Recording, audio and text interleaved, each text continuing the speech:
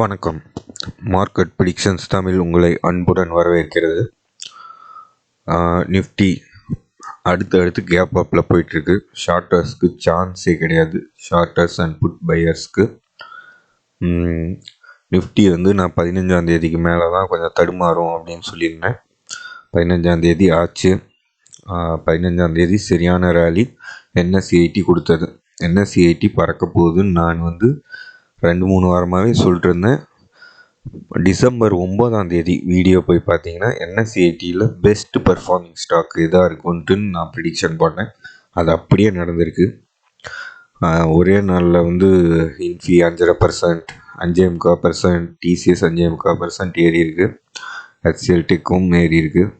நான் அதில் பேட் ஸ்டாக்குன்னு சொல்லப்பட்டது அந்தளவுக்கு ஏறல. அதோட இதுங்கெல்லாம் சின்ன ஸ்டாக், விப்ரோ, டெக் மஹிந்திராலாம் இருந்தாலும் அதோட மூவ்மெண்ட் கம்மியாக இருந்துச்சு. அதுதான் டெக்னிக்கல் அனாலிசிஸ். உங்களுக்கு வேணும்னா போய் அந்த வீடியோ பாருங்கள். எவ்வளோ யூஸ்ஃபுல்லான இன்ஃபோ கொடுத்துருக்கேன் உங்களுக்கு. நான் போட்டப்போ மற்ற எந்த சேனல்லையும் அதை பற்றின வீடியோவே போட கிடையாது. நான் இன்ஃபி காலும் கொடுத்துருந்தேன் ஆப்ஷனில். நான் ட்ரேட் பண்ணுற கால் ஷேர் பண்ணியிருந்தேன் வீடியோவில். நான் செபி ரிஜிஸ்டர்ட் பங்கு ஆலோசகர் கிடையாது. ஸோ அதனால் உங்கள் சுய விருப்பத்தின் பேரிலேயே நீங்கள் உங்களோட ட்ரேட்களை எடுக்கலாம்.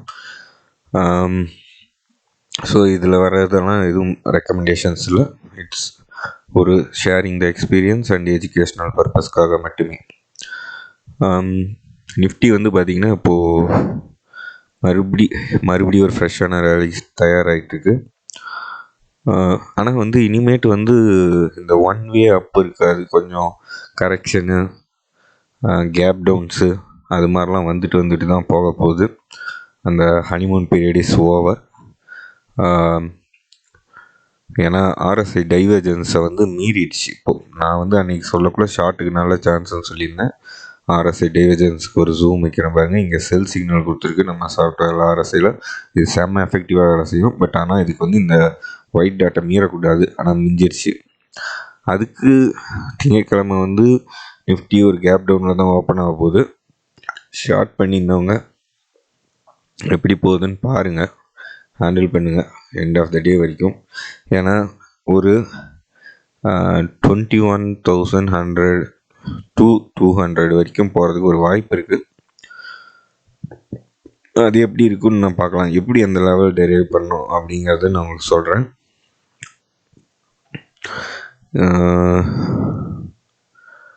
எஸ்,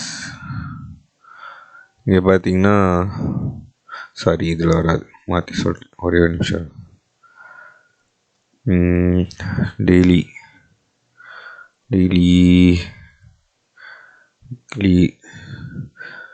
யா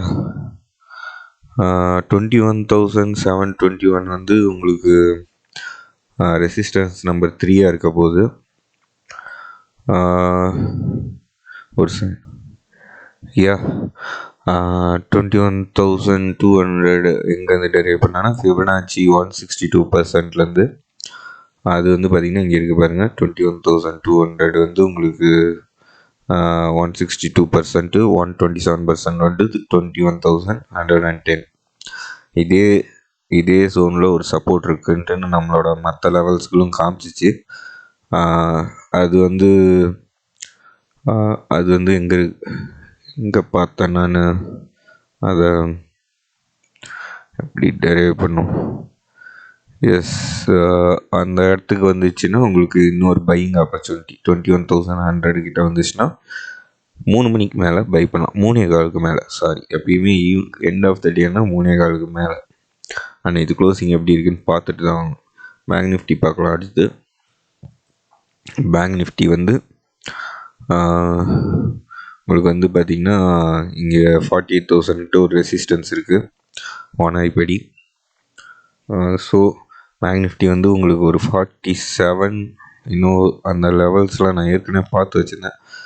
ஒரு 47 கிட்ட, 47,500 கிட்ட வாங்கலாம். அப்புறம் அங்கேருந்து ஒரு நல்ல பவுன்ஸ் கிடைக்கும். ரேலி கண்டினியூஸாக இன்னும் மேலே போகணும்னு நிஃப்டி நினச்சிச்சின்னா அங்கேருந்து பிக்கப் ஆகும் 47,500 கிட்டேருந்து. இல்லை இன்னும் கொஞ்சம் டீப்பர் கனெக்ஷன்னா 46,500 வரைக்கும் வரும். ஸோ அது எப்படிங்கிறது நான் அன்றைக்கி அப்டேட் பண்ணுறேன். ஓகேவா? சேனலுக்கு லைக் கமெண்ட்லாம் போடுங்க. மற்ற மல்டிபேக்கர் ஸ்டாக்ஸு அதெல்லாம் பாருங்கள். நீங்கள் கொடுக்குற சப்போர்ட்டில் தான் நான் வந்து லைவ் வீடியோஸ்லாம் வர முடியும். அடுத்து மற்ற இண்டெக்ஸை பார்க்கலாம். பாருங்க, என்எஸ்சிஐடி வந்து பார்த்திங்கன்னா உங்களுக்கு சரியான ஸ்பைக் 2 நாள். ஒரு நாள் இன்ஃபிக்கு பேட் நியூஸ் கொடுத்து லைட்டாக ரைடு, அதுக்கப்புறம் தூக்கிட்டானுங்க. அப்படி நான் வந்து இது 2-3 வீக்ஸாக சொல்லிட்டு இருந்தேன். தோஸு யாரெல்லாம் பார்த்தாங்களோ நம்பி ட்ரேட் பண்ணியிருந்தாங்களோ சரியான ப்ராஃபிட். இன்ஃபோசிஸ் கால்லாம் வந்து பார்த்திங்கன்னா கிட்டத்தட்ட 10 மடங்கு லாபம். ஜாக்பாட் கால் அப்படின்னு சொல்லி கொடுத்துருந்தேன் இன்ஃபோசிஸு. நானே கொஞ்சம் சீக்கிரம் வெளியே வந்துட்டேன். பட் குட் மணி, அது வரைக்கும் சந்தோஷம்.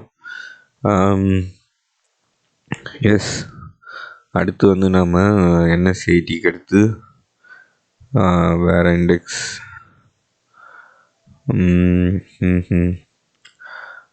என்எஸ்சி மெட்டலுமே வந்து உங்களுக்கு வந்து பார்த்திங்கன்னா இந்த வாரம் பிரேக் அவுட் ஆகிடுச்சு. செயில்லாம் வந்து பார்த்திங்கன்னா 10% மேலே போகிற நாள். டாடா ஸ்டீல், இண்டால்கோ எல்லாமே வந்து பார்த்திங்கன்னா ஃப்ரைடே நல்ல பெர்ஃபார்மன்ஸு. இனிமேட்டு என்எஸ்சி இண்டெக்ஸ்லேயும் வச்சு மெட்டல்லையும் கொஞ்சம் கான்சன்ட்ரேட் பண்ணணும். அதில் ட்ரேட்ஸ் எல்லாம் call side, buy side, investment, short term சைடெலாம் எல்லாமே ஒர்க் ஆக ஆரம்பிக்கும். அப்புறம் பிஎஸ்யூ பேங்க், அதாவது public sector bank, government owned banks எல்லாம் வந்து பார்த்திங்கன்னா இனிமேட்டு உங்களுக்கு நல்ல பெர்ஃபார்மன்ஸை தரும். PNB, Canara bank, bank of Baroda அதெல்லாம் வந்து இனிமேட்டு உங்களுக்கு சூப்பராக போகிறதுக்கான வாய்ப்பு இருக்குது. எஸ்பிஐ தான் பெரிய கை. பட் பெரிய கை மூவ் ஆகிறதோட சின்ன கை கொஞ்சம் நல்லா மூவ் ஆகும். இவ்வளோ நாள் இத்தனை வருஷம் வந்து அது multi year break out. BSc banks இது பார்த்துக்கோங்க. மல்டி இயர் பிரேக் அவுட் 5-6 வருஷமாக தான் அந்த இண்டெக்ஸு தனியாக இருக்குது நம்மகிட்ட டேட்டா. 5-6 வருஷமாக இல்லை, 2016 இருக்குது. ஸோ அது வந்து ஒரு பிரேக் அவுட் கொடுத்துருக்கு. இனிமேட்டு அந்த ஸ்டாக்லாம் பெர்ஃபார்ம் பண்ண போகுது. விக்ஸு பார்த்துடலாம். அடுத்து விக்ஸ் வந்து பார்த்திங்கன்னா இந்த மந்த் எப்படியோ 13 மேலே க்ளோஸ் பண்ணணுன்னு பார்த்துருக்காங்க. குவார்ட்டர்லியில் நல்லா சார்ட் ரெடி. மொக்க போடுற மார்க்கெட்டை முடிச்சு விடுங்கப்பா. விக்ஸை கொஞ்சம் ஏற்றி இனிமேட்டு வால்டிலிட்டி நல்லாயிருக்கும் இந்த வாரத்துலேருந்து.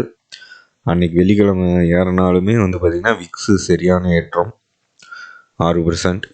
13 மேலே மெயின்டைன் ஆனால் நல்லாயிருக்கும். அப்போ தான் ஸ்பீடான மூவ்மெண்ட் இருக்கும் உங்களுக்கு. அடுத்து பார்க்க போகிறது வந்து பார்த்திங்கன்னா NSE auto index. NSE auto index வந்து பிரேக் அவுட்டுக்கு ட்ரை பண்ணிட்டுருக்கு. வர நாட்களில் ஒரு முக்கியமான ஸ்டாக் டாடா மோட்டர்ஸு, மாருதி, ஹீரோ, பஜாஜ் இதெல்லாம் நல்லா ஒரு 3-4% மேலே மூவ் ஆச்சுன்னா பிரேக் அவுட் ஆகிடும். இல்லாட்டினா இங்கேயே வச்சு கொஞ்சம் நாளைக்கு மொக்க போட போகிறாங்க. என்எஸ்சி ஆட்டோ கொஞ்சம் அது வரைக்கும் உஷாராக தான் இருக்கணும். ட்ராப் ஆகிடக்கூடாது. ஆட்டோ இண்டெக்ஸில் இன்வெஸ்ட் பண்ணுறவங்க, கால் ஆப்ஷன் வாங்குறவங்க, ஷார்ட் டேர்ம் பண்ணுறவங்க கொஞ்சம் ஜாக்கிரதையாக தான் இருக்கணும். நெக்ஸ்ட்டு மிட் சிபி நிஃப்டி பார்க்கலாம். Mid cap Nifty.